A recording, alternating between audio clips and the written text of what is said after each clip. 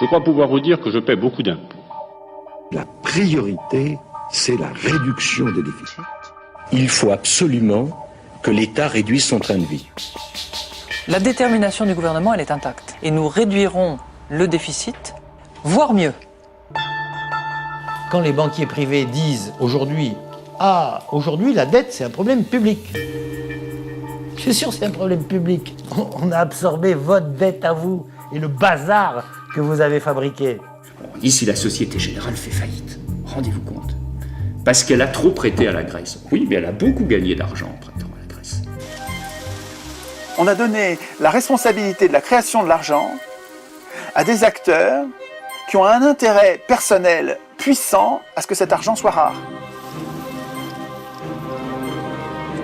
Pour tenir à la gorge cet État, pour le prendre à la gorge, rien de mieux que l'endetter. Tu l'endettes et tu lui interdis de créer la monnaie, tu l'étrangles. On commence par vous prêter de l'argent, et puis après vous ne pouvez pas rembourser, on augmente les taux, et à la fin on vous prend votre chemise. J'ai du mal à penser que lorsqu'on a mis en place ces politiques publiques, on n'ait pas réfléchi à l'époque à qui allaient être les perdants, qui allaient être les gagnants. 225 personnes qui ont l'équivalent du revenu de 2,5 milliards d'êtres humains, la monnaie n'est plus au service de l'échange.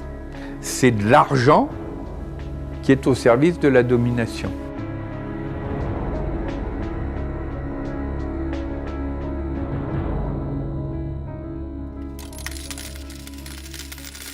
L'argent manque. L'obsession de la dette mine toute politique publique. Il ne s'agit plus de prévoir ni d'organiser, mais d'économiser sou à sou une richesse faite de jetons métalliques, tout droit sortis des banques centrales.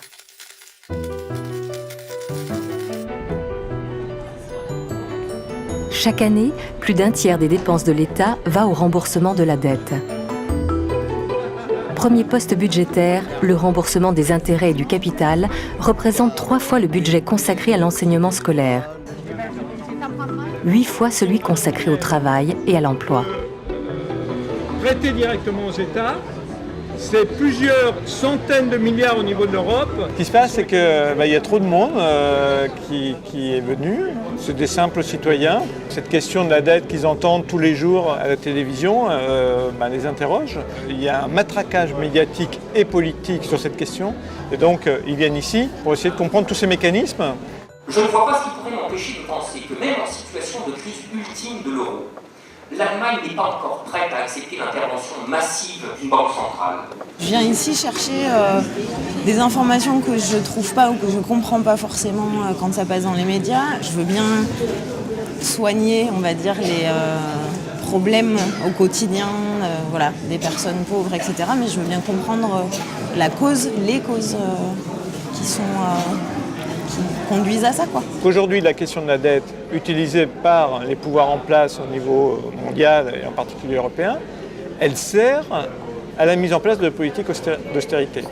Mais pour démontrer cela, il faut qu'on démontre aussi comment a été constituée la dette, de quoi aujourd'hui elle est constituée, et quelles sont les alternatives possibles à ce système-là. Le mécanisme de la dette, il est produit par 2 phénomènes. D'un côté, l'essentiel de la création monétaire devient privé et avec intérêt, alors qu'on avait une création monétaire publique et sans intérêt. Et le deuxième phénomène, ce sont les exonérations d'impôts. Bon. Alors, qu'est-ce qui se passe ? Par exemple, la Cour des comptes a mis en évidence dans un pays comme la France qu'il y avait eu 100 milliards d'exonérations fiscales de toute nature au cours, par exemple, des 10 dernières années. Qui bénéficie de ces exonérations fiscales ? Les catégories les plus riches. Avec ce revenu supplémentaire, elles vont pouvoir prêter, et notamment prêter aux États. Donc elles payent moins d'impôts, elles gagnent une première fois, et avec ce supplément de revenus, elles vont pouvoir prêter notamment aux États, et elles vont recevoir les intérêts de la dette. Donc elles gagnent 2 fois. Les catégories les plus modestes, c'est le contraire, c'est la double peine. Elles ont perdu une première fois parce que moins d'impôts, ça veut dire moins de services publics, moins de transferts sociaux. Elles ont perdu une première fois. Et elles perdent une deuxième fois parce qu'il faut aller payer les intérêts de la dette. comme contribuable, et à ce moment-là, elle paye une deuxième fois. Donc le mécanisme de l'endettement est en fait un mécanisme qui creuse les inégalités. Aux côtés de ATTAC, le collectif pour l'annulation des dettes du tiers-monde participe aux audits de ces dettes contractées par les pays pauvres aux dépens de leur population. Forte de son expertise, l'ONG attire aujourd'hui l'attention sur les points communs entre dettes du tiers-monde et dettes des pays d'Europe. Le premier point commun, c'est les détenteurs de cette dette. Parce qu'on s'aperçoit de manière générale, de manière globale, que ce sont ces fameux marchés financiers, donc ces banques privées, ces fonds d'investissement, ces compagnies d'assurance, qui possèdent la dette de nos États au nord et la dette des pays du sud. Donc les créanciers sont les mêmes. Et le deuxième point commun qui est absolument frappant aujourd'hui, c'est les mêmes mesures que les gouvernements ont dû appliquer à la lettre sous surveillance du FMI et de la Banque mondiale, c'est-à-dire privatisation, licenciement dans la fonction publique. Donc là, ça nous ramène complètement à la situation qu'on vit actuellement dans les pays du Nord et qui, à chaque fois, est légitimée par cette dette. Donc on n'a pas le choix, cette dette est là, donc il faudrait appliquer ces mesures d'austérité. Donc voilà, il faut s'interroger sur la validité de cette dette, la légitimité. À qui a-t-elle profité? Est-ce qu'elle a profité à la population, à l'intérêt général? Si ça n'a pas été le cas, c'est une dette illégitime qui doit donc être mise en cause, en d'autres termes, qui ne doit pas être payée par la population.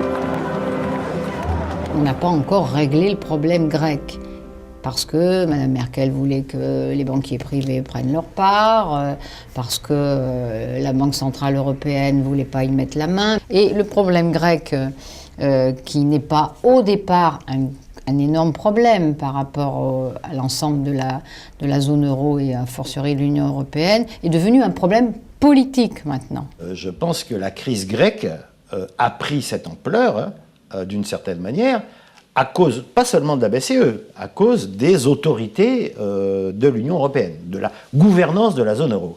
Parce que qu'est-ce qu'on a découvert à ce moment-là? En cas de difficulté financière d'un pays, les autres ne peuvent pas venir à son secours. Et que ce pays doit gérer ses dettes ou ses problèmes tout seul. C'est la clause de non-solidarité. Bien. Quelle est la logique de cette clause de non-solidarité? Elle a été largement imposée par l'Allemagne.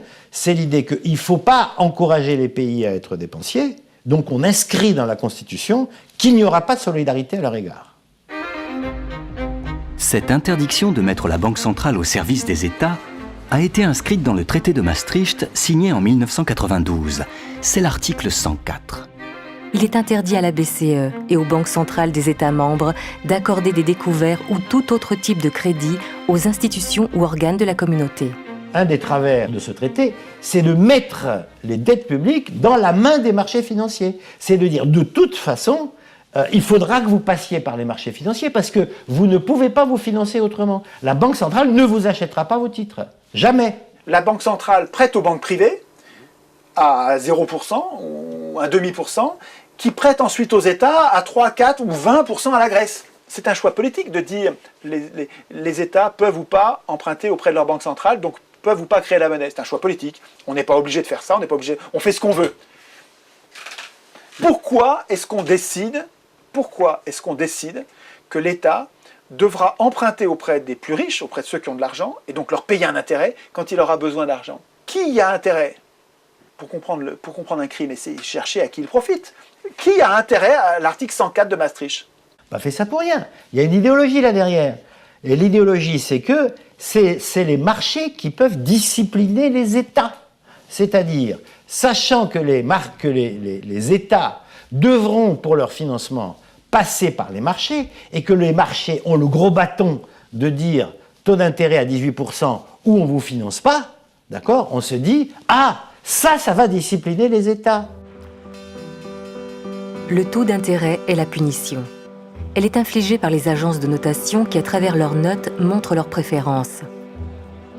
Quand les Grecs proposent un référendum sur la dette en 2011, leur note est baissée. Les licenciements dans la fonction publique ou la privatisation des services publics sont, eux, interprétés comme des signes positifs. Si la dette submerge un État, il doit payer davantage. Il n'y aurait pas d'autre alternative.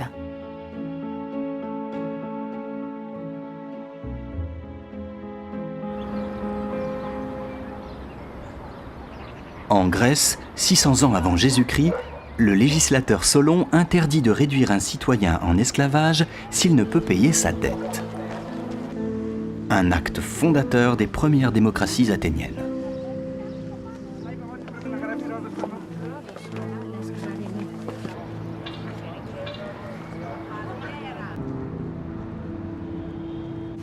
Dominique Hollard travaille au cabinet des médailles à Paris. Pour ce spécialiste de l'Antiquité, les crises monétaires sont fréquentes au cours de l'histoire. Mais la situation actuelle est un peu curieuse. La Grèce, en tant que pays, devrait de l'argent à l'Allemagne, à l'Angleterre, à l'Union européenne, au Japon. Non, elle doit de l'argent à des banques privées qui lui ont prêté de l'argent à des taux qui peuvent être considérés comme quasiment usuraires, argent que ces banques n'avaient pas, mais qu'elles ont pu prêter en empruntant à des taux très bas sur de la finance publique mis à leur disposition par les États européens.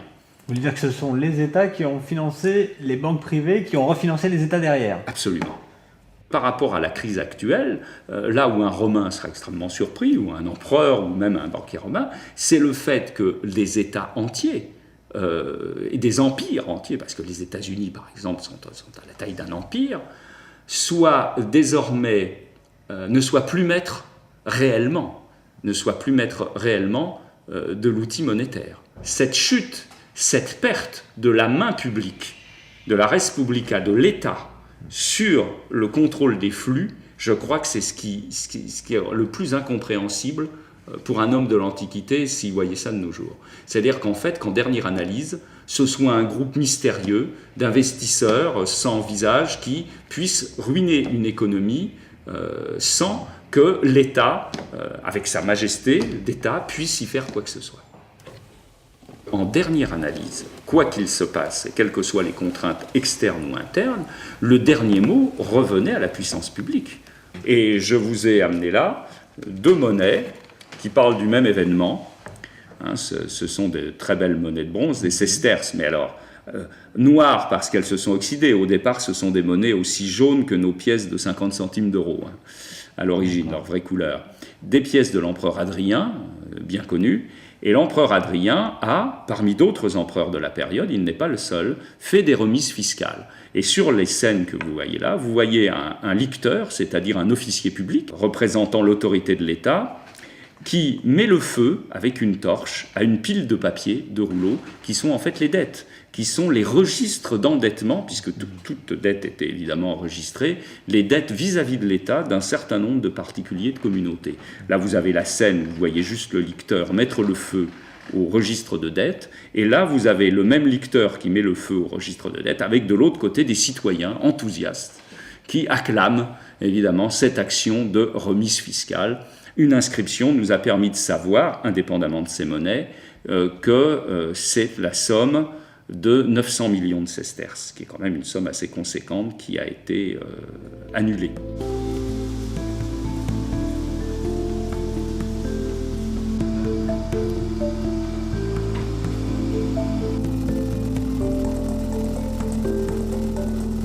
Pourquoi les banques centrales sont-elles autonomes? Parce que la grande frayeur de tout le monde, des investisseurs, on connaît la nature humaine, c'est que quand l'État a à sa disposition la planche à billets, il a tendance à la faire fonctionner. C'est très clairement éviter les dérives inflationnistes. La Banque centrale européenne est là pour contrôler que l'euro, comme monnaie, ne glisse pas dans un processus inflationniste.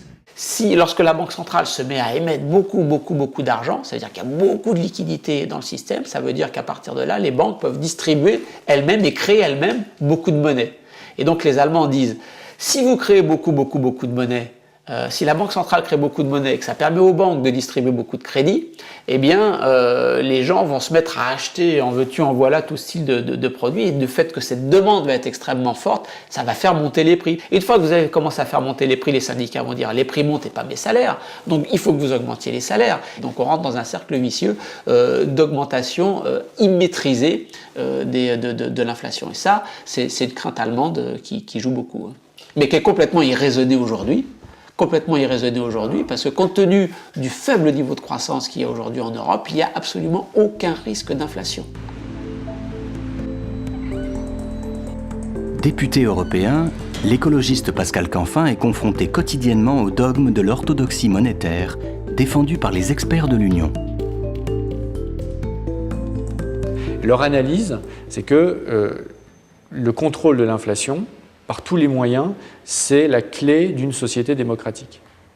Et donc, pour faire ça, il ne faut pas laisser aux États la possibilité de manipuler les prix. Donc, une banque centrale indépendante qui a comme objectif unique la limitation du taux d'inflation, sachant qu'aux États-Unis, non seulement elle n'est pas indépendante, mais qu'elle a deux objectifs, la croissance et l'inflation.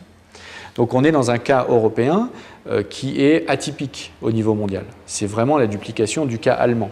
On a petit à petit privé les États des différents outils qui étaient à leur disposition pour contrôler, contribuer, co-gérer la création monétaire, pour en faire quelque chose qui relève exclusivement du dialogue, en quelque sorte, entre les banques privées et un seul acteur indépendant, statutairement, des États, qui est la Banque centrale européenne. Elle est en Allemagne, c'est pas un hasard, elle a été voulue avec ces statuts-là par les Allemands, ce n'est pas un hasard, c'est le spectre de la grande inflation des années 20, la République de Weimar, où du soir au matin, ou plutôt du matin au soir, quand vous sortiez de votre travail après une journée de travail, le niveau général des prix avait pu doubler dans la journée. Il fallait, vous connaissez les images, les gens qui allaient chercher les denrées dans les magasins, chez les commerçants, avec des brouettes remplies de billets de banque, les billets de 1 million, puis 10 millions, puis 100 millions, puis 1 milliard, 10 milliards de marques, etc. La fuite accélérée devant la monnaie.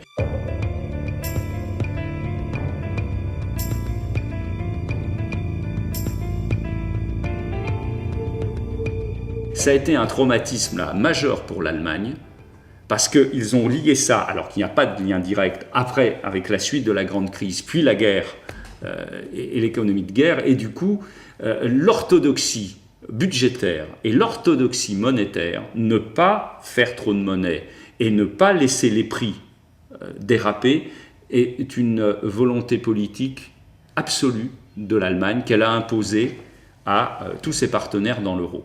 Ça a surtout conditionné la façon dont l'Allemagne a voulu gérer cette crise de la dette publique européenne, hein. Elle l'a fait avec ce souvenir, effectivement, de à chaque fois qu'on crée trop de monnaie, ça se finit toujours dans l'inflation. Elle l'a fait aussi avec le souvenir de la façon dont l'Allemagne s'est reconstruite après la Seconde Guerre mondiale, avec ce qu'on appelle l'ordolibéralisme, c'est-à-dire un libéralisme qui doit respecter des règles extrêmement précises. Et une fois qu'on a les règles, on les respecte toujours. Et entre cette crainte du fait que toute intervention de banque centrale va se terminer affreusement dans l'inflation, et de l'autre côté, le fait qu'une fois qu'on a une règle, on la respecte scrupuleusement, eh bien ça a conduit l'Allemagne à imposer au reste de l'Europe, et en relais avec Nicolas Sarkozy en France, à dire que, la Banque centrale européenne ne devait pas aider les États au moment de leur crise de dette, et que deux, les États s'étaient engagés lors de la construction de la monnaie unique à maîtriser leur déficit et leur dette publique, et donc la seule façon de s'en sortir quand on a une crise, c'est de faire de la vertu budgétaire généralisée. En 2010, embourbée dans la crise de sa dette, la Grèce perd peu à peu la main sur les décisions politiques. Sommet après sommet, réunion après réunion, elle se retrouve soumise aux diktats financiers imposés par l'Europe. Yet both the government and the Greek people are absolutely determined to change the path for Greece, to make the path one of stability and growth. Only yesterday we took very strong measures, an adjustment package with a majority in Parliament showing the will to move forward. And we are determined to move forward. Thank you.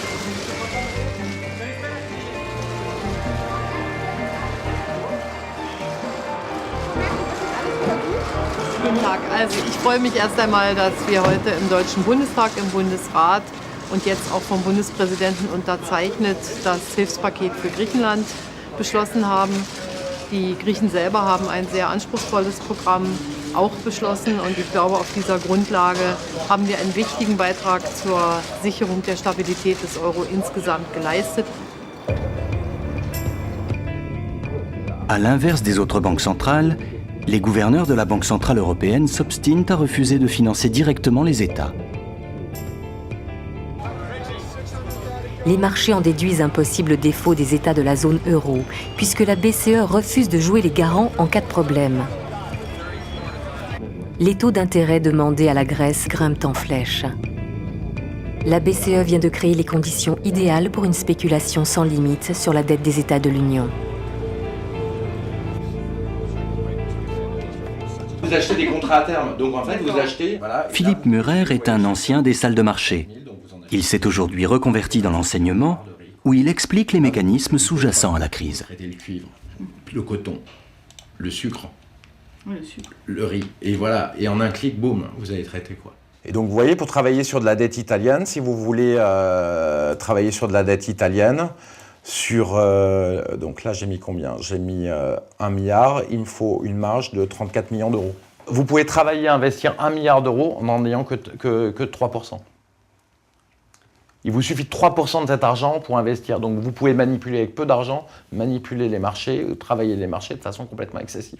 L'État italien n'a pas le droit d'emprunter, mais vous, en tant que spéculateur, si vous travaillez en tant que spéculateur sur la dette italienne, vous avez le droit d'emprunter. Et au bout d'un moment, quand les taux d'intérêt deviennent trop importants, sur l'Italie, on a frôlé le cas grec. Quand les taux d'intérêt montent à un niveau trop important, ça devient autoréalisateur, puisque la dette est importante et en plus vous payez très cher. Donc c'est fini, vous ne pourrez jamais rembourser. Il faut quand même comprendre que dans les marchés, la dette des États est normalement un taux sans risque. Moi j'ai beaucoup de problèmes d'ailleurs. Tous les livres sur les marchés financiers vous parlent de la dette d'État comme un taux sans risque. J'ai un vrai problème pour enseigner à la Sorbonne mes cours de finance, puisqu'on parle tout le temps de taux sans risque. Ce n'est plus un taux sans risque, puisqu'on voit que les États peuvent faire faillite. Maintenant, le taux sans risque n'existe plus. Plus personne n'a de taux sans risque. Les États sont-ils le dernier joujou à la mode des marchés financiers? En faisant tomber cette barrière ultime qu'est la confiance dans l'État, plus aucune valeur n'est jugée sans risque. Et le risque, c'est le moteur de la finance. Le risque d'une faillite de la Grèce va doper les taux d'intérêt auxquels le pays emprunte. Pour les emprunts à 5 ans, ils passent de 4% en juillet 2008 à 15% en juillet 2010, puis 20% un an plus tard pour atteindre aujourd'hui 28%. Ce risque génère de nouveaux contrats d'assurance, comme les CDS qui viennent s'ajouter à la liste des produits spéculatifs. Chaque nouveau risque est comme un nouveau terrain de jeu pour les traders. Tant qu'on n'a pas, d'une part, créé un contre-pouvoir en matière de société civile, et tant qu'on n'a pas fait des réformes structurelles sur les marchés financiers, par exemple pour dire vous ne pouvez pas assurer un risque que vous n'avez pas, pour dire si vous êtes une banque et que vous financez un fonds spéculatif, à ce moment-là, vous ne pouvez pas avoir la garantie des États, etc. Un certain nombre de mesures structurelles, on est finalement dans un système financier qui n'a pas suffisamment changé par rapport aux dérives des années 2000. Sur les 3200 milliards de dollars qui s'échangeaient quotidiennement sur les marchés financiers avant la faillite de Lehman Brothers en 2008, sur ces 3200 milliards, 97,3% exactement, ne correspondait pas à des biens et des services réels. C'était de l'économie spéculative qui tournait sur elle-même. Wall Street, c'est-à-dire New York, a versé à ses traders, managers, etc., 140 milliards de dollars pour une année, pour quelques milliers de personnes, sous forme de bonus, dividendes. C'est la moitié de la dette grecque.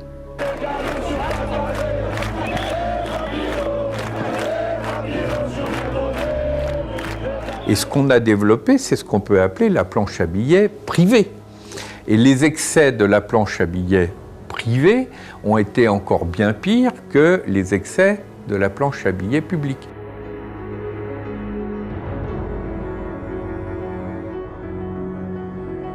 On a prêté 500 milliards d'euros aux banques à 1% à 3 ans en décembre, la Banque centrale européenne. La Banque centrale européenne reprête 500 milliards d'euros aux banques a priori fin février. Et tout ça aurait pu être investi dans des projets rentables pour l'Europe et surtout qui permettent de la croissance et qui permettent aux gens de se sortir du chômage. La planche à billets, en réalité, tourne à plein régime. Depuis le lancement de l'euro, la masse monétaire a augmenté 4 fois plus vite que le PIB de la zone euro. Mais cet argent, même s'il est escorté par les États, n'est plus la monnaie de l'État. Le choix de financer les banques privées plutôt que les États ne choque pas les économistes les plus orthodoxes. Dans les médias, rares sont ceux qui s'aventurent à mettre en cause ce dogme néolibéral. L'économiste Bernard Maris est une exception dans ce petit monde des experts. Ok, on y va, nous. Hein. Allez-y au boulot, là. Pas là pour rigoler. Merci, Bernadette. Chroniqueur à Charlie Hebdo et à la radio, il plaide résolument pour une intervention des banques en faveur des États. À tous. À Bernard Maris, l'encadreur de personnalité. Le samedi matin, il vient faire à France Inter le portrait d'une personnalité sous forme de devinette, sans compromis. Alors, le problème du travail, c'est la graisse. Il faut dégraisser. Vous voyez, alors au Maroc, les gens sont maigres, je les paye 240 € par mois et ils sont contents. Qu'est-ce que vous préférez, gagner 240 € par mois ou vous noyer en essayant d'atteindre les côtes espagnoles? Donc j'arrive au Maroc, je parle couramment arabe et brésilien, anglais bien sûr, et japonais, et j'aime les peuples. Et je suis Alexandra. Alors, on n'a parlé que de vous cette semaine. Carlos Ghosn, le PDG de Renault. The killer himself. En décembre 2011, le nouveau président du Sénat, le socialiste Jean-Pierre Bel, nomme Bernard Maris conseiller général de la Banque de France. Bernard Maris est désormais au cœur de la forteresse. Une bonne partie, hein, petit chelem contré vulnérable. Par quel mécanisme les banques privées fabriquent-elles de la monnaie? Elles le fabriquent elles-mêmes avec l'autorisation de la Banque centrale. C'est-à-dire que si par exemple, vous avez vous achetez un immeuble qui vaut, je sais pas, 500 000 €, eh bien la banque va fabriquer 500 000 € à partir de rien. Alors, vous me direz, elle ne fabrique pas 500 000 € de billets. Si, elle fabrique 500 000 € de billets qu'elle peut vous donner. Sauf que c'est une écriture, parce que vous n'allez pas chercher pour payer votre immeuble 500 000 € en billets. Vous le paierez par chèque. Donc ce sera. Mais c'est la même chose. Si vous vouliez le payer en billets, elle vous donnerait 500 000 € en billets qu'elle irait demander à la Banque centrale. Parce qu'elle dit, voilà, j'ai une créance sur monsieur qui vaut 500 000 €, qu'est-ce que vous me donnez en échange? Et la Banque centrale dit, je vous donne 500 000 € en billets. Sauf que comme ces billets, ils ne sont jamais demandés, ça circule sous forme d'écriture. Mais c'est bien de la créer. Il faut bien comprendre ça. Quand on a compris ça, on a tout compris la monnaie. C'est que la banque fabrique à partir de rien de l'argent. C'est le métier de banquier. La banque crée ex nihilo de l'argent. Ça, c'est quelque chose qui est très difficile à comprendre. Pour créer de l'argent, une limite est toutefois posée aux banques commerciales. Elles doivent déposer à la Banque centrale une partie de leurs avoirs qui agit comme garantie. Contre 1 € déposé en garantie à la Banque centrale, les banques ont l'autorisation de créer 9 € supplémentaires. Le livret d'un client à 10 000 € permet à la banque de créer 90 000 €. La multiplication du crédit est sans limite, mais elle est détenue par une banque centrale qui ne prête pas aux États. La création de monnaie grâce au crédit passera exclusivement par les banques privées. Quand vous venez chercher de l'argent, la banque l'a pas. Vous dites, je voudrais emprunter 1 million, ok, il n'y a pas de problème, la banque ne l'a pas, elle va vous les créer. Elle va écrire dans un compte, je vous les dois, et vous me les devez.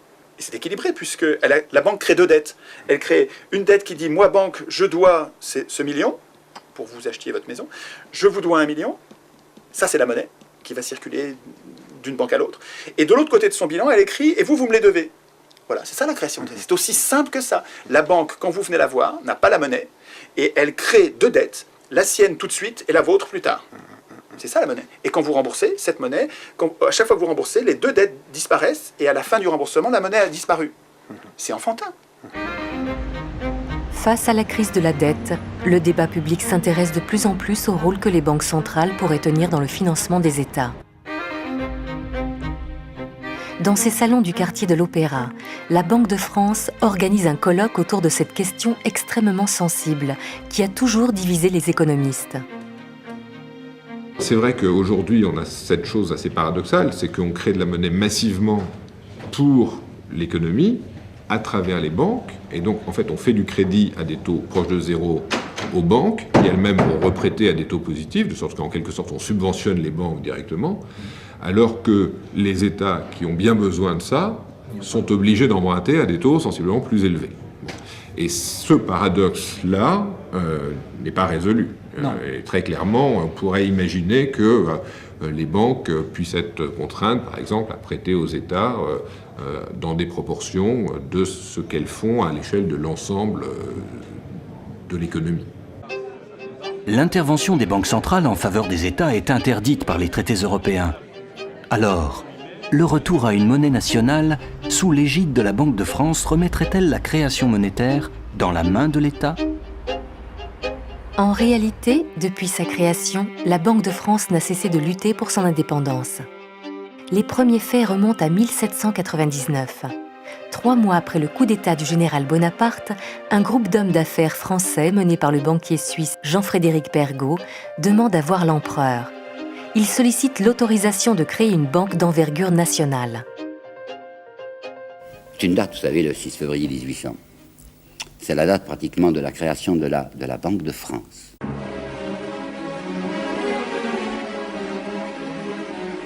Le 6 février, M. Pergaud s'amène avec un plan. C'est tout écrit, là, va lire une déclaration à Bonaparte, et voici les termes principaux de cette déclaration. Libre par sa création, qui n'appartient qu'à des particuliers. La banque que je propose de créer, écoutez bien, ne négociera avec le gouvernement que lorsqu'elle y rencontrera ses convenances et le complément de ses sûretés. Néanmoins, cette banque s'appellera la Banque de France, mais elle ne sera à aucun degré une banque gouvernementale. Est-ce que vous avez compris ? C'est une entreprise strictement privée. C'est un groupe d'hommes d'affaires qui vient demander à Bonaparte, parce qu'il est le chef de la France, le droit de mettre une étiquette fallacieuse sur leur maison. On mettra Banque de France pour faire croire à la clientèle que c'est une banque au service de la France, alors que ça sera simplement leurs intérêts privés, mais comme il y aura Banque de France, vraisemblablement, les capitaux afflueront. C'est le 6 que Pergaud fait cette proposition assez inouïe à Bonaparte. Le 13 février, Bonaparte acquiesce. La Banque de France est ainsi officiellement créée sur cette ambiguïté. Public ou privé, le mélange des genres est consommé. Au XIXe siècle, le principe c'était que la Banque de France était indépendante, mais elle avait des missions de service public qui lui étaient en quelque sorte confiées et qui se traduisaient par le fait que le gouverneur était nommé par l'État. Mais les décisions étaient prises par des banquiers privés qui siégeaient à ce qui était le conseil d'administration de la banque, qui se réunissaient toutes les semaines et qui prenaient toutes les décisions importantes. Donc la banque était indépendante et elle ne prêtait pas d'argent à l'État, etc. En 1914, il y a un choc majeur, c'est qu'il y a une guerre, on est sur le point de perdre la guerre, et face à cette situation majeure, la Banque de France se met à prêter, pas directement à l'État, mais en fait de plus en plus directement à l'État, et elle prête des quantités très très importantes. Et à la fin de la guerre, elle va continuer à payer pour la reconstruction, etc., de sorte qu'on va avoir en 10 ans, 1914-1924 à peu près, multiplié par 10 la circulation monétaire de la Banque de France, les prix ont été multipliés par 5, et les rentiers qui étaient l'assise de la société bourgeoise de la fin du XIXe siècle sont tous ruinés. Pour la banque, c'en est trop. D'autant que le gouvernement Herriot du cartel des gauches a l'intention de combler le déficit qui perdure en augmentant les impôts. La Banque de France cherche à stabiliser la monnaie.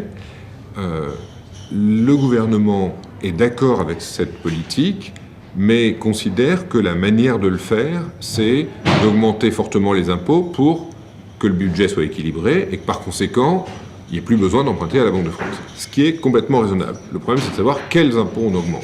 Évidemment, les régents de la Banque de France n'ont pas les mêmes idées sur les impôts qu'il faut augmenter que le gouvernement de gauche. Et surtout, ils menacent de faire encore plus grave que d'augmenter les impôts sur le revenu, ils menacent de taxer le capital. Et ils menacent de taxer le capital à des taux qui sont beaucoup plus élevés que ceux de l'impôt sur la fortune aujourd'hui, parce qu'ils pensent qu'en gros, il faut prendre une partie du capital, pas juste taxer les revenus du capital implicitement. Il faut prendre une partie du capital, et puis après, ce sera fini. Et ça, c'est absolument hors de question pour les détenteurs du capital qui disent « mais non, il faut augmenter la TVA, parce que la TVA, tout le monde la paye, mais ce sera presque rien pour chacun, et donc ce sera fini. » On connaît, c'est les mêmes questions, toujours. Le milieu des affaires et de la finance organise la riposte. Les bons du Trésor, qui alimentent le budget de l'État, sont victimes d'un boycott.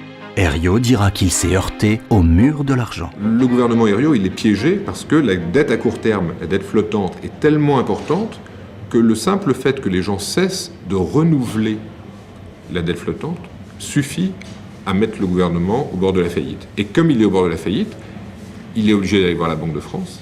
Et la Banque de France lui dit « Vous voyez que vous ne pouvez pas vous passer de nous ». Et à ce moment-là, politiquement, il est fini, il se casse la figure et le gouvernement change.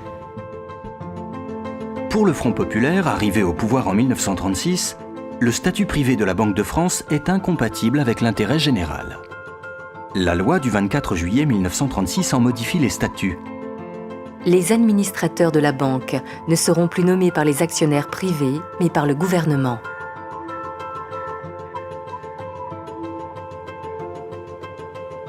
Les gens s'interrogent sur l'utilité d'un contrôle par l'État du développement de l'économie. Et prendre le contrôle de la monnaie, c'est évidemment considéré comme la première étape pour pouvoir faire ça. Et c'est ce qui va se faire en France en 1936, mais surtout en 1945, et qui va être continué quand même pendant toutes les années 40-50. Il y a le plan, qui est une grande institution, avec des instructions sur les activités à financer, les activités dans lesquelles il faut investir. L'investissement est financé par des institutions de financement à long terme, mais en dernier recours, quand il n'y a plus assez d'épargne et qu'on veut quand même faire l'investissement, eh bien on porte ça à la Banque de France, et c'est la Banque de France qui finance. Laure Kenouel-Corr, chercheuse au CNRS, connaît bien cette période où la banque est mise au service de l'État. C'est la glorieuse époque du Trésor public, dont les anciens bureaux se trouvaient dans les bâtiments du Louvre jusqu'en 1989. C'est-à-dire qu'on considère que les dépenses publiques de l'État, les dépenses d'investissement, vont permettre de réamorcer la pompe de la croissance. Par exemple, l'État finance des grands travaux de bâtiments et de travaux publics, etc. Donc par là, ça réamorce la croissance. C'est tout simple, hein, c'est les dépenses d'investissement. Et il y a également le dépôt des correspondants. Alors ça, c'est une innovation française, c'est-à-dire que vous avez la Caisse nationale de crédit agricole, les entreprises nationalisées comme la SNCF ou EDF, qui sont obligées de déposer leurs fonds au Trésor. Les comptes chèques postaux aussi déposent leurs fonds au Trésor. Tout ça fait une espèce de trésorerie formidable au Trésor qui peut donc financer et dépenser au nom de l'État. C'était considéré comme un système qui marchait bien, hein, qui a financé la croissance. Hein. Et c'était le cas ou pas au final? Bien sûr, on avait 5% de croissance par an à l'époque, hein, pendant 30 ans. Avec le circuit du Trésor public, l'État contourne la Banque de France pour créer sa propre trésorerie et couvrir ses dépenses budgétaires. La recette marche plutôt bien. La France connaît les 30 glorieuses. C'est du financement de l'activité économique, et c'est pour ça que ça ne crée pas beaucoup d'inflation, mais c'est un financement de l'activité économique dans une activité économique qui est assez largement dirigée par l'État. Et ça, c'est aussi une chose qui ne plaît pas beaucoup aux libéraux. Et donc, dans la vague de grandes réformes libérales qui commence dans les années 70 et surtout à la fin au début des années 80 en France, on va insister pour remettre la Banque centrale à sa place, sous indépendance complète, de manière à ce qu'elle ne risque pas de se mettre au service de l'État, que ce soit en le finançant directement ou en finançant ses programmes. En 1972, les statuts de la banque sont rediscutés devant le Parlement. Contrairement à ce qu'on leur fait souvent dire, ces nouveaux statuts ne mettent pas fin aux avances gratuites que la banque fait à l'État, mais ils en compliquent l'accès. Le contexte international va faire le reste. Sous l'impulsion de Ronald Reagan et de Margaret Thatcher, la finance est dérégulée. Les frontières de l'argent s'évanouissent dans les années 80. Peu à peu, l'État, fortement encouragé par la Banque de France elle-même, se tourne vers les marchés internationaux de capitaux pour financer son déficit. Qui fait ça? Qui demande ça? C'est pas vous, c'est pas moi, c'est pas les fonctionnaires. C'est les créanciers qui demandent ça. Parce qu'ils ont peur que si l'État met trop d'argent en circulation, il y ait de l'inflation, et que l'inflation a un effet immédiat, c'est que l'inflation ruine les rentiers et les créanciers. Donc, le lobby qu'on va appeler rentiers, créanciers, tous les gens qui ont de l'argent, les gens qui ont des patrimoines, les gens qui, etc., ne veulent pas qu'il y ait d'inflation. Pour eux, la valeur de l'argent est absolument essentielle. Et l'économie, c'est une bagarre des créanciers et des débiteurs. Tantôt, c'est les débiteurs qui gagnent. Les débiteurs, c'est les salariés et les entrepreneurs. Donc, eux, ils ont intérêt à ce que l'argent se dévalue. Ils ont intérêt à ce que la banque soit contrôlée par l'État. Ils ont intérêt à ce qu'il y ait beaucoup de liquidités qui circulent. Ils ont intérêt à ce que les taux d'intérêt soient faibles. Et à partir de là, comme eux, ils se sont des débiteurs, leurs emprunts, ils les remboursent vite. Les autres, les petits propriétaires, ceux qui ont des patrimoines, ceux qui ont placé de l'argent, les rentiers, les gros propriétaires, etc., ils ont intérêt exactement inverse. En 1981, la gauche remporte les élections en France. Pour honorer le programme de relance qu'elle a promis, elle a besoin du concours de la banque. Nouveau bras de fer entre les services du Trésor public et le gouverneur de la Banque de France. On a un gouverneur de la Banque de France, Renaud de la Jeunnière, qui a une grande proximité, qui a été nommé par Valéry Giscard d'Estaing, qui a une grande proximité personnelle et idéologique, disons, avec le pouvoir sortant, et qui n'accepte pas la politique mise en œuvre par les socialistes à leur arrivée au pouvoir. Il faut bien comprendre que la politique que tentent de mettre en place les socialistes lorsqu'ils arrivent au pouvoir, elle est à contre-courant de ce qui est le courant Reagano-Thatcherien, on va dire, de la politique mise en œuvre aux États-Unis et en Grande-Bretagne, mais surtout de la politique mise en œuvre par certains des influents partenaires européens de la France, notamment de l'Allemagne. Et c'est aussi cet argument de la construction européenne que François Mitterrand et les socialistes vont utiliser en 82-83, lorsque va avoir lieu ce fameux tournant de la rigueur, cette réorientation de la politique économique menée par la France. C'est l'argument européen qui va servir à justifier ce que certains ont pu percevoir comme un revirement, voire comme un reniement. La construction européenne va reléguer la Banque de France au second plan, sous le contrôle de la Banque centrale européenne, qui fédère toutes les banques centrales de l'Union. Mais l'objectif reste le même. Indépendance maximum à l'égard du pouvoir politique. En quelque sorte, il y avait l'idée qu'il fallait sortir les États du jeu, sortir la puissance publique du jeu, en faisant une banque centrale indépendante d'un côté, des banques privées, de fait, indépendantes des États de l'autre. Alors évidemment, on pourrait dire, aujourd'hui, malgré tout, on est dans une situation particulière, les États sont en grande difficulté, et en particulier parce qu'ils ont sauvé une grande partie de l'économie privée de la crise, et il faudrait bien quand même qu'il y ait quelque chose comme un retour du balancier pour les sauver.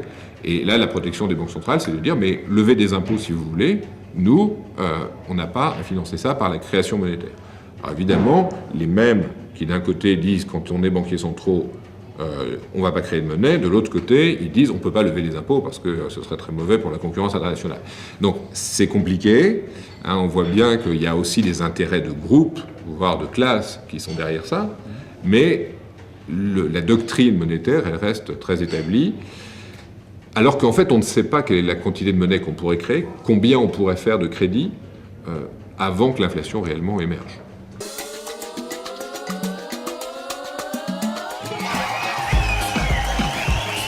Prêter aux États est un mécanisme dans lequel la BCE refuse d'entrer, de peur d'y laisser sa monnaie. L'argent ne doit pas perdre de sa valeur, autrement dit, pas d'inflation. Toute sa politique monétaire tient dans ce concept. Sauf qu'aujourd'hui, ils sont un peu pris à leur propre piège parce que finalement, l'inflation telle qu'elle est définie dans le mandat de la BCE, c'est l'inflation des prix à la consommation, c'est-à-dire les prix des biens qu'on achète tous les jours. Il y a des autres prix qui sont le prix des actifs, c'est-à-dire non pas le flux, les biens qu'on consomme, mais le stock de patrimoine, et donc essentiellement les actifs financiers et les actifs immobiliers. Et quand on regarde, depuis qu'on a l'euro, l'évolution du prix de ces actifs financiers et l'évolution du prix de l'immobilier, on a une explosion de l'inflation. La grande majorité de la création monétaire s'est faite pour alimenter des marchés immobiliers et des marchés financiers qui ont généré énormément d'inflation. La bourse devrait s'effondrer et elle ne s'effondre pas. Pourquoi? Parce que les milliers de milliards, vous les mettez là, dans ce monde de riches, où vous poussez les prix à la hausse, parce que vous injectez du pouvoir d'achat, vous êtes en train, avec le même argent, notre argent à nous, qui nous sert, qui est si précieux, qui devrait garder de la valeur, vous êtes en train de l'injecter dans des marchés financiers pour maintenir en survie, en respiration artificielle, des cours de bourse qui devraient s'effondrer, des richesses de banquiers qui devraient s'effondrer, ces gens-là devraient être ruinés, vous leur donnez de l'argent, l'inflation, vous la voyez là, c'est l'inflation des actifs. En réalité, l'indépendance de la BCE n'a pas empêché l'inflation des produits convoités par les banques et les marchés, sur lesquels ils investissent massivement leur pouvoir de création monétaire.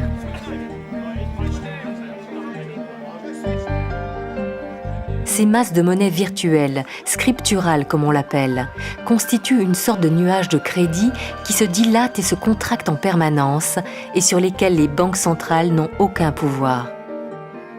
Une fois que la BCE prête de l'argent à une banque privée, à Société Générale, à BNP Paribas, elle n'a plus aucun contrôle, ni sur le taux auquel cette banque va prêter, ni sur ce qu'elle aurait fait comme prêt. Le pouvoir de création monétaire des banques est tel qu'il parasite le circuit de l'argent dans l'économie réelle. De véritables tsunamis de monnaie fondent sur des secteurs entiers de l'économie et font monter les prix. Café, pétrole, immobilier, céréales. L'argent cherche à faire de l'argent. Dans les années passées, là, juste après la crise, la banque Morgan n'a pas perdu de plume. Dans les subprimes, ils ont vu venir le truc, ils se sont retirés avant, ils n'ont pas perdu de plume. Donc ils avaient un cash colossal. Et les cours de toutes les actions qui baissent, ça sent le roussi gravement. Et ils se sont mis à acheter toutes les matières premières du monde. Le cuivre, les métaux précieux, le blé, le maïs, tous les produits agricoles. Ils se sont mis à acheter toutes les matières premières. Mais attends, acheter toutes les matières, ça fait une demande qui n'est pas une demande normale, c'est une demande de spéculation, ça. Et c'est une demande qui vient gonfler. En gonflant la demande, vous faites le mécanisme dont on parlait tout à l'heure, vous créez une rareté qui fait augmenter les prix. Et ça tombe bien, c'est ça sur quoi ils parient. Ils parient effectivement que les prix vont en monter, et comme c'est eux qui achètent et que les prix augmentent après qu'ils aient acheté, ils s'enrichissent en affamant des millions de personnes. C'est-à-dire que tous ceux qui pouvaient juste se nourrir, ils y arrivaient à peine. Avec le prix donné du blé ou du maïs ou du riz dans les différents coins du monde. Tous ces gens-là, pour qui le riz ou le blé devient plus cher, mais c'est juste, ça devient inaccessible. Et ils ne meurent pas aussitôt, juste ils mangent moitié moins de riz alors qu'ils ne pouvaient pas manger moins de riz. Donc ils commencent à crever de faim. Et crever de faim, ça prend des semaines de torture, ils sont en train de mourir de faim là. Ils sont en train de mourir de faim parce que les banquiers, parce que Morgan a décidé que, effectivement, là c'est vraiment le moment d'acheter, c'est ça qui va manquer au monde, donc c'est ça qu'il faut qu'on ait acheté. De toute façon, on a du cash, il faut qu'on l'utilise ce cash. Enfin, je veux dire, là on a un problème. Où est-ce qu'on peut le mettre? Un endroit où c'est sûr, ça va monter, ça va pas baisser.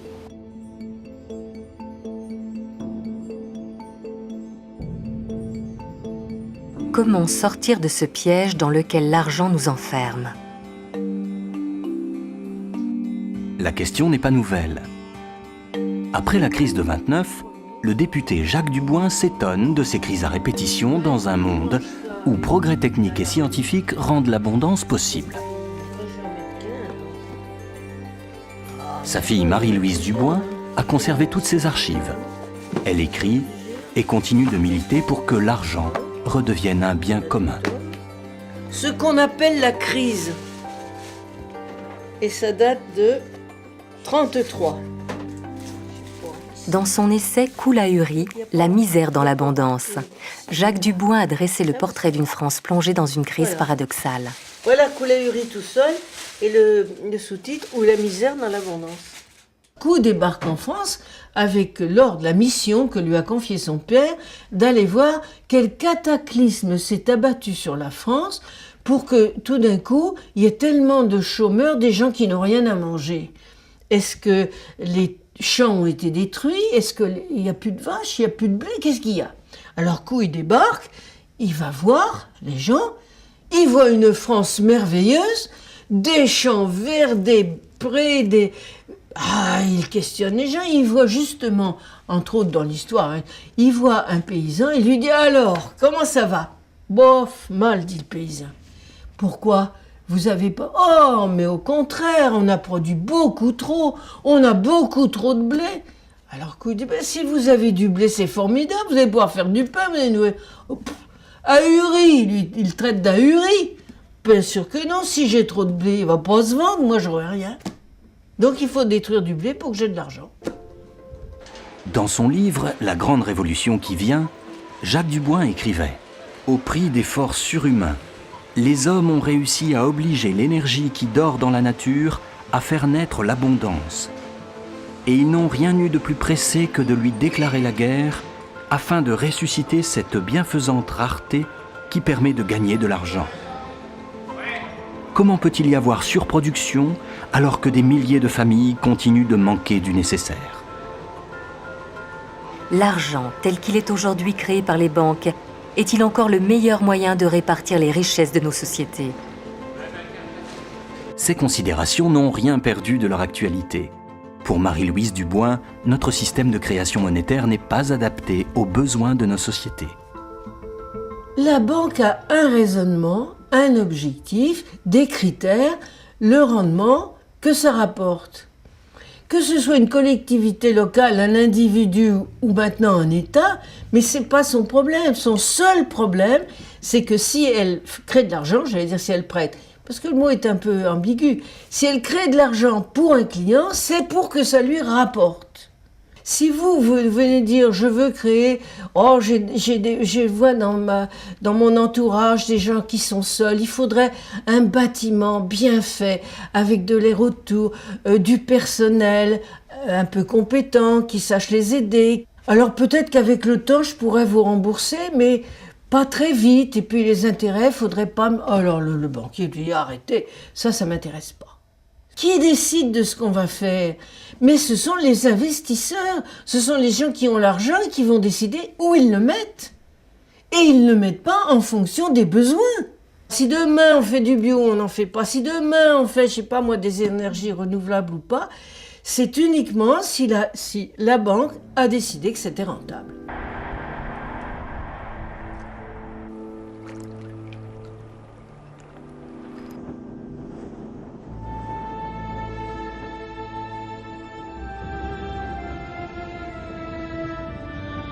L'enjeu dans lequel on est, donc maintenant, c'est est-ce que, à l'occasion de cette crise majeure de l'histoire du capitalisme, on va être à même de mettre fin à cette économie de confiscation, donc de re-réglementer la finance, de refaire qu'une banque, ça sert à faire du crédit à des particuliers, à des entreprises pour qu'elles investissent et pas spéculer avec l'argent des particuliers. Bon.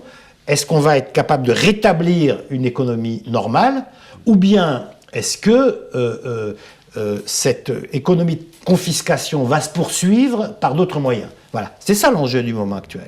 C'est ça l'enjeu du moment actuel. Parce que l'autre choix dont on n'a pas parlé, c'est on ne paye pas. Face à la crise de 2008, un seul pays d'Europe a refusé de payer pour les banques.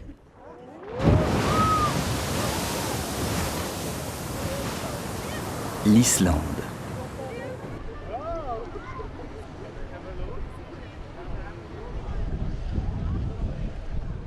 C'est une île, donc les gens se connaissent, etc.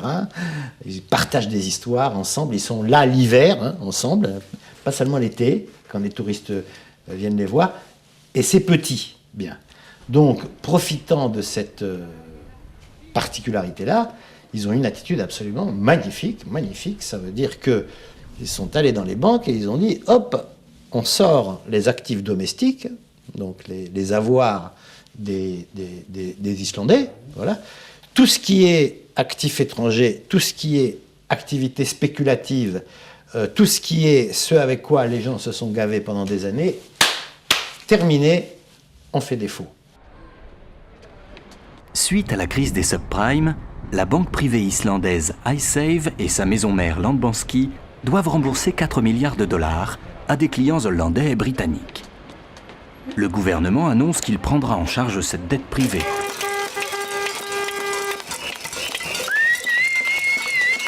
Face à cet engagement qui menace de plonger le pays dans la récession, la population s'indigne et encercle le Parlement nuit et jour pendant des semaines.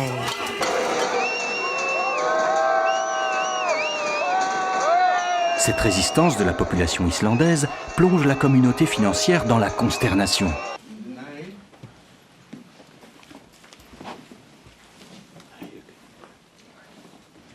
On prédit à l'Islande la sanction des marchés et la récession si elle s'obstine à ne pas payer.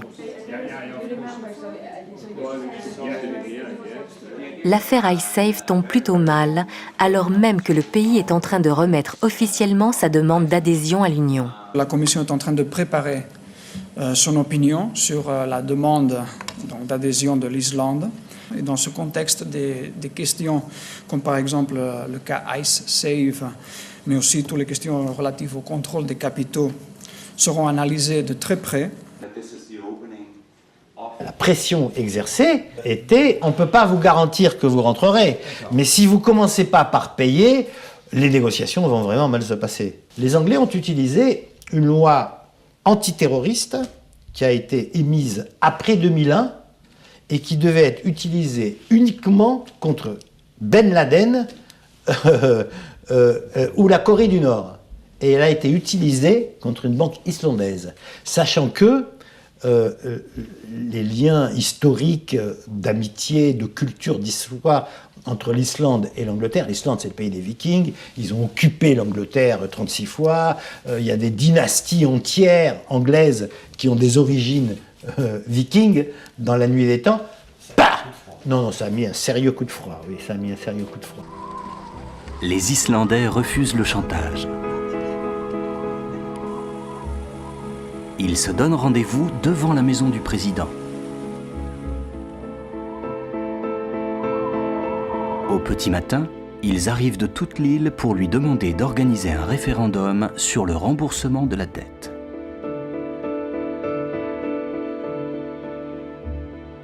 Ils apportent au président une pétition signée par un quart de la population.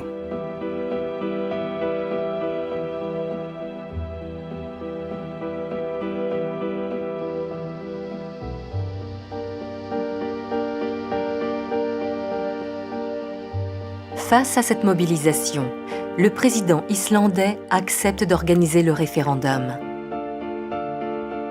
Le 6 mars 2010, les Islandais votent à 93% contre un remboursement de la dette privée avec de l'argent public.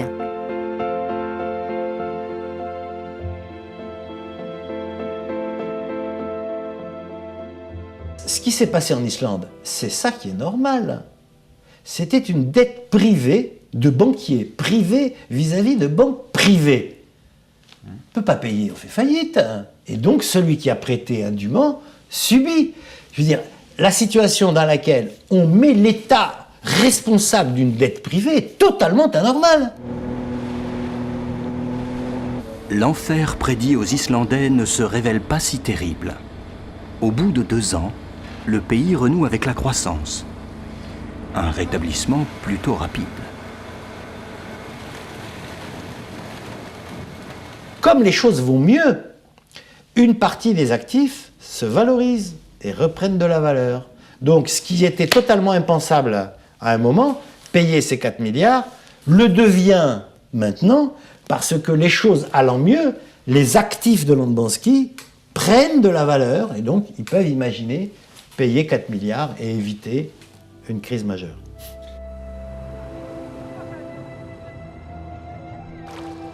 En protégeant l'argent public, les Islandais ont sauvé leur petite île.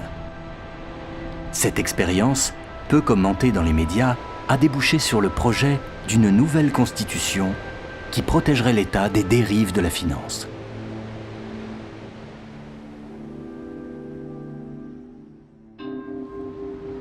Quelle place tiendrait l'argent dans une société idéale ? C'est sans doute avec un brin de provocation que Pierre Robbat et sa compagnie de théâtre La Tribouille vont jouer une pièce intitulée Le radeau de la monnaie dans les murs de l'ancienne bourse de Paris. Oh, tu vois un peu ? La Tribouille veut utiliser les décors pour faire réfléchir les spectateurs sur ce qu'est réellement l'argent et débloquer les imaginaires. C'est le tableau des cotations, enfin l'ancien tableau des cotations. Ce qui est marrant d'imaginer, c'est que des gens ici ont paniqué et ont été à un moment donné dans des moments d'euphorie totale, en regardant des chiffres et en regardant des noms de sociétés. Ce qui motive souvent les marchés, ce sont des émotions. Ça peut être la peur, la panique, l'euphorie, des choses qui sont totalement irrationnelles. On est tous chargés d'émotions et ces gens-là qui nous parlent de règles, de choses bien établies, eux aussi sont chargés d'émotions. Et que donc ça joue sur les marchés. Donc on peut très bien, nous aussi, construire des règles, participer de manière démocratique à des choix sur la monnaie, sur les banques centrales, sur l'émission de monnaie, etc. etc. quoi. Le radeau de la monnaie met en scène un spectateur qui veut payer son billet d'entrée avec une caisse de pommes. J'aime ce tintement. Ça teinte comme un appel. Hop là. Bon, hey, on échange les pommes contre un billet et puis voilà. Mais non, mais tu inventes une convertibilité qui n'existe pas. On ne vit pas sur la planète Mars. Non. Les règles du jeu monétaire sont valables pour tout le monde. Ça vaut combien un kilo de pommes? Non, pas question de convertir. On n'est pas à la bourse, mais dans un théâtre. On est tous des experts de nos propres vies. Donc l'économie, l'environnement, la monnaie, les systèmes d'échange, on doit pouvoir s'en emparer et trouver des outils pour trouver des solutions, voilà, aux problématiques qui se posent aujourd'hui. On réglera le problème que si on comprend. Et si on ne comprend pas l'histoire, on est condamné à la revivre. En fait, notre problème, c'est qu'on est inculte. Le temps de comprendre le réel, il nous faut une vie. Et c'est le moment de mourir. Et à chaque fois, les générations se font enfumer parce qu'elles sont incultes.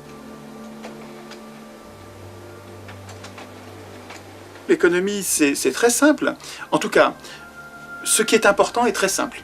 Ce qui est compliqué n'a pas d'importance. Ce qui est compliqué, en fait, très souvent, soit ce sont des jeux de spécialistes qui se perdent dans leur complexité, et tant mieux pour eux, c'est leur problème, soit ce sont des écrans de fumée qui servent à nous distraire de l'essentiel pour que nous ayons l'impression que seuls des experts peuvent maîtriser, et donc pour nous tenir à l'écart. Mais ce qui est important en économie et en droit est simple.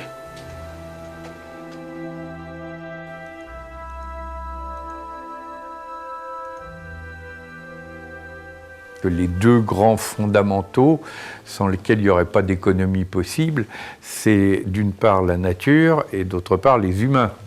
C'est la loi de la palisse.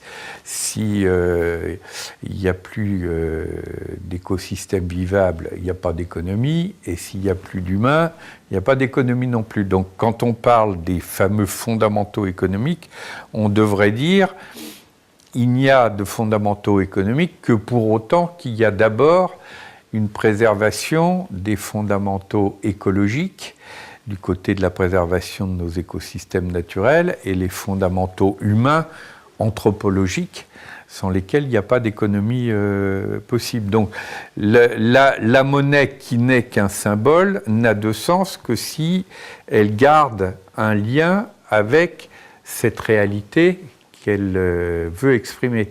Si la monnaie n'a plus aucun lien, ou si ce lien est complètement déformé, non seulement elle ne préserve pas ses fondamentaux écologiques et humains, mais elle a même tendance à les détruire. Le système s'est tellement appuyé sur les banques, a tellement remis les décisions essentielles dont je parlais tout à l'heure, dans la création monétaire, pour développer une branche ou une autre. Ils ont tellement remis ça aux banques qu'ils se disent aujourd'hui, si les banques pouvaient plus, mais qu'est-ce qu'on ferait? Il faudrait qu'on décide nous-mêmes.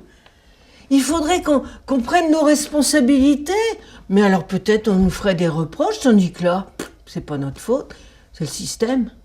Là, on ne peut pas nier aujourd'hui que c'est un échec total. Enfin, je veux dire, le système financier dans lequel on est un échec total, sauf pour quelques-uns. Alors, est-ce qu'un système qui privilégie quelques-uns et laisse sur le bord de la route de plus en plus de gens est une réussite? Moi, je dis que c'est un grave problème pour nos sociétés. Certains trouvent qu'il suffit d'aménager simplement un peu la chose et puis ça ira un peu mieux, quoi. Mais ça, c'est des choix qu'on a à faire, nous. Choisissez votre banque. Vous avez besoin d'une banque dans laquelle vous allez déposer votre argent, soit pour de l'épargne, soit du compte courant. Vous n'êtes pas obligé de choisir la banque qui est la plus présente dans les paradis fiscaux, qui verse le plus de bonus des traders, qui finance des fonds spéculatifs. Vous n'êtes pas obligé de faire ça. Vous avez la liberté en tant que citoyen de choisir l'institution financière à laquelle vous faites confiance et où votre argent va être utilisé à des finalités qui sont ou pas en phase avec vos valeurs. Il faut, pour avoir un peu de temps, passer les 2 heures nécessaires à changer les prélèvements, etc. qu'on a fait. Mais est-ce que la responsabilité citoyenne, l'exercice de son pouvoir citoyen, c'est pas de passer ces 2 heures, de se poser la question et ensuite d'agir? Changer de banque suffira-t-il à faire changer la banque? Combien de crises financières privées deviendront-elles encore publiques, générant des dettes infinies? Combien de faillites seront-elles encore nécessaires pour que l'argent redevienne le bien public qu'il devrait être?